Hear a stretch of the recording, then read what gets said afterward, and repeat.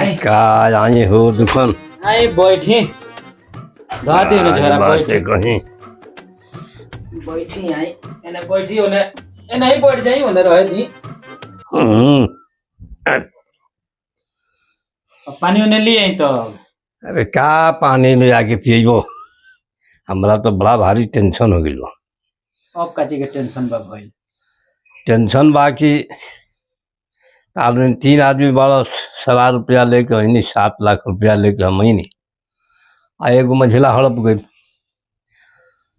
अब यही बात के हमरा टेंशन बा देखिए पैसा वैसा के टेंशन मत ले बुझा नहीं और वहीं आ गइल बनी आराम से रही खाई पी आ पड़ रही अब छोड़ी का भइल ना भइल ओकरा टेंशन और मत नहीं बुझाई अरे, अब जौन भइल तौन भइल तू कहता तो बात ठीक बा जवार में के लोग हमरा के बैमान में कही बैमान के एगो टीका लाग गई हमरा देह में कि 3 गो बेटा आ एक के कमा के सब दे रहे का हो हाँ का बापे बेटा दोनों जना बतिया उतर लोगन। अरे बतियावत तनी सन आपस में ये कि भाई जिंदगी भर कमैनी हम अच्छा जिंदगी भर के कमाई लेके अइनी 7 लाख रुपया लेके अइनी ना और अपना हाथ से 3 बेटा के बांट दे रही तो हमारा कोनो टेंशन ना रही हाँ तो हम सोचने कि इन लोग 3 जगह बा अच्छा कमाता खाता हाँ तो हम ओकरे में रह गए कि बढ़िया से कमात खात बा तो हमारे सेवा सहाय करी हाँ, पैसा ओकरा के दे ना देनी अच्छा पैसा तो हम धरे के देनी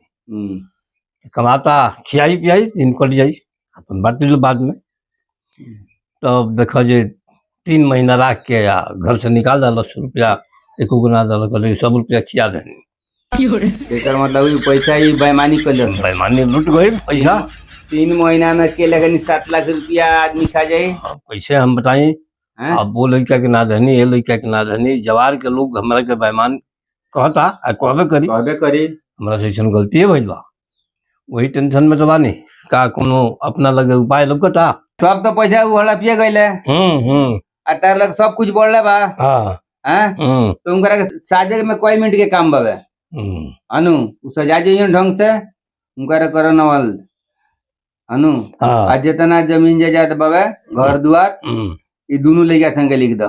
अच्छा हाँ अपने उ लाइन में आ जाइए।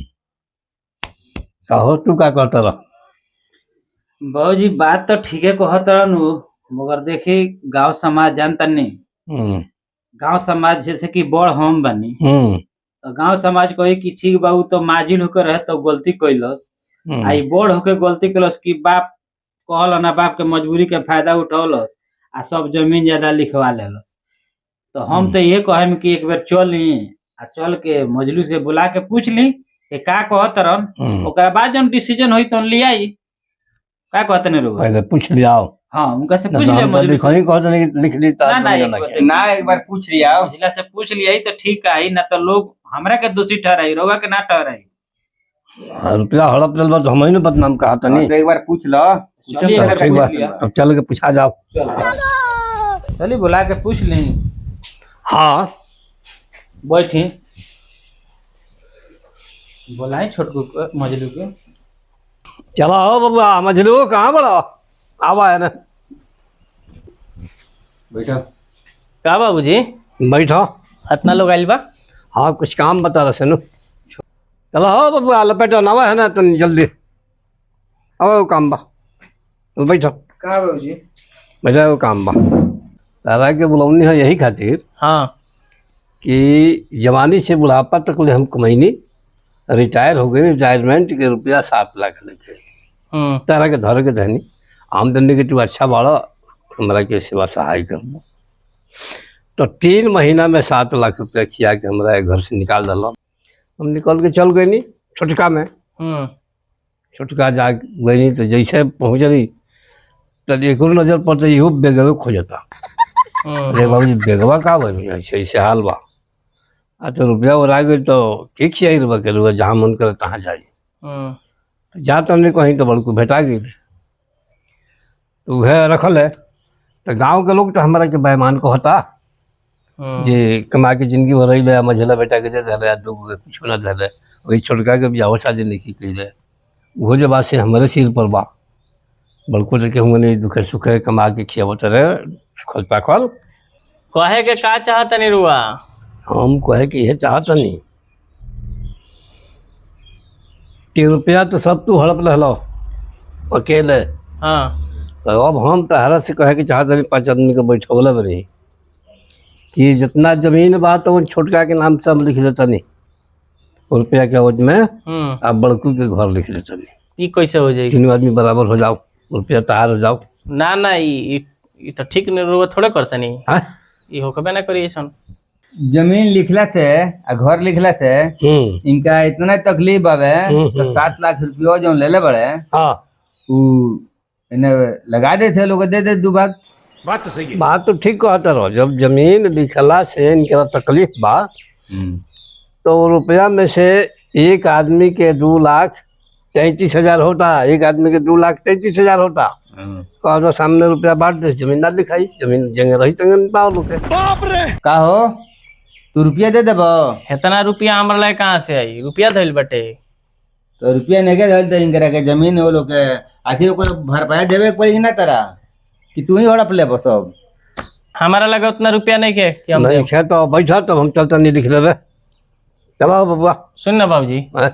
बहुत बड़का हमरा से गलती हो गई बा। और वो जमीन आ घर मत लिखी, हमने कहाँ रहे सब। अब रह के तू जानो तो रुपया दे दो, बताओ। वो हमरा से बहुत गलती हो गई। मेहरारू रुपया लेके नैयर भाग गई। ठीक बा, तबे रुआ कम कहनी कि सब खिया देनी। अब हम का करी? 1 रुपया हइले नहीं खिया, उ आवत हइले नहीं खे, कहती कि जइहन तबे ये नहीं से हम रुआ के मजबूरी में रुआ के घर से निकलले बानी। तो मजबूरी में निकल बन तो मजबूरी में ये लोग के हिस्सा नहीं मरा जी, अच्छा मरा जाइए ना ना मरे 2,33,000 तो ना, हाँ। 1.5 लाख रुपया हम कमा के भर देम। नहीं क्या हमारा लगे कमा पैसा के? उ ले जाके नैयर में खर्चा कर दिले बिया। का हो मजूर बा तारा भाई के कहता रहे तो 1.5 लाख रुपया 2,33,000 निकलता, 1.5 लाख रुपया देवे कहता रहे कैसन? का बोली रहुआ सामने?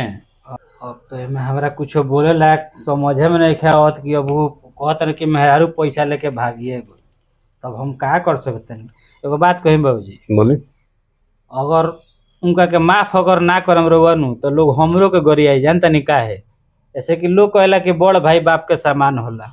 हाँ तो अब उनकरा के माफे कर दिला में भलाई बना तो हमरो के लोग गरियाई। अब तो गलती करे खातिर करिए दिला बगिला, ठीक बा? मेहरारू के चढ़ला बढ़ला में जौन कोइले बताऊँ तो जवान कोई ही बा। अब पूछ ली कि कितना दिन में दिहन पैसा, कितना दिन में ना दिहन, जितना कहत रहन उतने देश, कोनो बात नहीं, पूछ ली। हो ठीक बानू, ठीक बा, पूछ ली कब ले दे दियन पैसा। कब ले जौन कहता तुम दे देबो। अभी तो पैसा बाबूजी नहीं के, कमाएम तो तनी टाइम तो लागी। सुना बाबा कहिया ले कमैन कहिया ले ना कमैन हनु, टाइम नजदीक के लिए आओ। हाँ 5-6 महीना के अंदर में पैसा दे दे। ठीक हाँ हाँ अभी पूरा जिंदगी भर कमाते रहे तो कहें हम कमेबे ना करे, कमेबे ना करे तो इनके रुपये ना दिए। मजूर होता 6 महीना के 5 कहता रहे तुम। ठीक बाटे, हम 6 महीना में रुपया दे देम। 6 महीना में दे देबो तुम तो दे देबो तो ठीक बा, जमीन बात जाई। अगर 6 महीना में ना जुटल तो जमीन सब छोटका के लिखब आ गड़ारी बड़कू के लिख देब। तू अपन बुझियो, तार काम जानी, अब हमार कोनो दोष नहीं। चलो हो चलो लो, चला चलो लो। 6 महीना के टाइम दिया बनू, 6 महीना के बाद लिख दे घर द्वार।